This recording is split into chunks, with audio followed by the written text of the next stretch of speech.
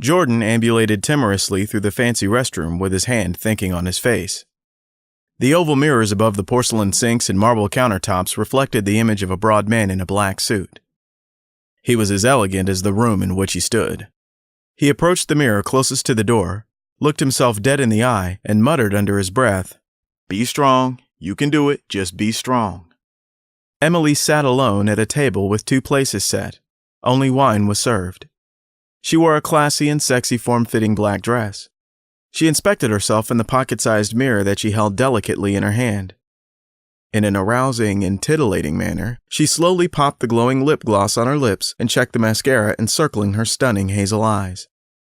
Jordan opened a small box, manifesting a brilliant, pure white light that sparkled off of the diamond ring into the restroom's mirror. He extended it forward, toward his reflection. "Emily, will you marry me?" Subtly shaking his head in slight disapproval, he closed the box. His eyes, absent from the mirror, saw not the sinks that were in front of him, but only that which was in his mind's eye. The most perfect paradisiacal proposal. He just needed the right words to say. After taking a long moment to meditate on the formidable task at hand, he extended the box forward and opened it once again. "Emily, my love, my life, will you be my wife?"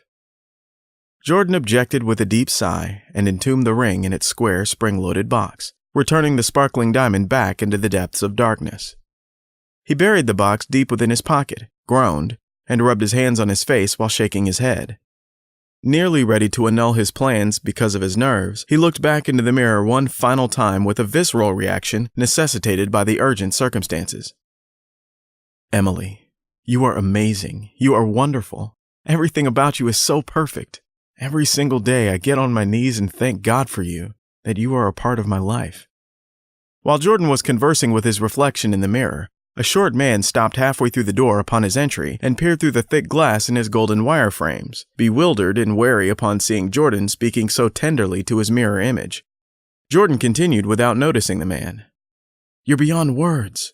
Nothing in this world could ever describe how deeply I feel for you. I need you. Forever. I love you forever. You are my one true love. Will you marry me?" Jordan's smile lit up like the diamond in his hand as he shook his head in approval, but his smile dropped without hesitation when he caught a glimpse of the man watching in the mirror. He turned to see the man standing in the doorway, looking at him with a raised brow. Jordan stepped away from the mirrors and walked toward the exit with his head down in shame. He squeezed by the short man, never to lock eyes, nor speak a single word to him. Jordan walked up to Emily at the table, gracefully sipping her glass of red wine. She looked up to him as he approached and placed her glass back on the table.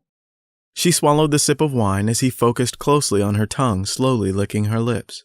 They locked eyes with one another and the air muted around them. All the noises in the restaurant stopped in that very moment, fading into a silence.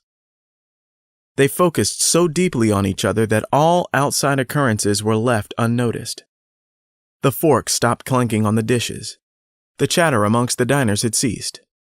A waiter dropped a glass, and as it fell in slow motion, bounced off the ground, twisted and spun out of control in the air, he tried to catch it. It landed on its edge and shattered with an absence of sound on the terracotta floor, busting into confetti-like pieces. The people were talking, the forks and knives touched the plates, the shattering glass on the floor resonated throughout the restaurant, causing heads to turn, but 2 stayed focused on each other. Jordan and Emily heard nothing but the air between them. He took her hands and knelt beside her to be at her eye level. Jordan inhaled deeply and pushed the air between them. All other sounds were censored to stillness and did not meet their ears as only his voice broke through. "Emily, I love you.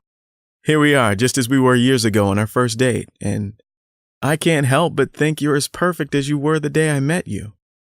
Maybe even more perfect. Everything about you. No matter what I say or how I try to say it, no words will ever capture my love for you." Jordan tenderly pulled his right hand away from hers to slowly reach into the depths of his pocket while his left hand remained on hers. He looked back into her eyes. "You're my one true love.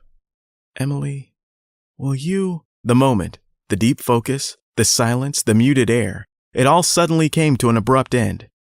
The waitstaff busted through the swinging kitchen doors like a SWAT team battering through the door of a most wanted criminal's home as they wheeled a cake engulfed in flaming sparklers, clapping and singing in tune. 1, 2, 1, 2, 3, 4, it's your special day today. Have a happy birthday. It's your special day today. The song continued as Jordan and Emily turned their attention to the waitstaff wheeling the fiery cake to the opposite side of the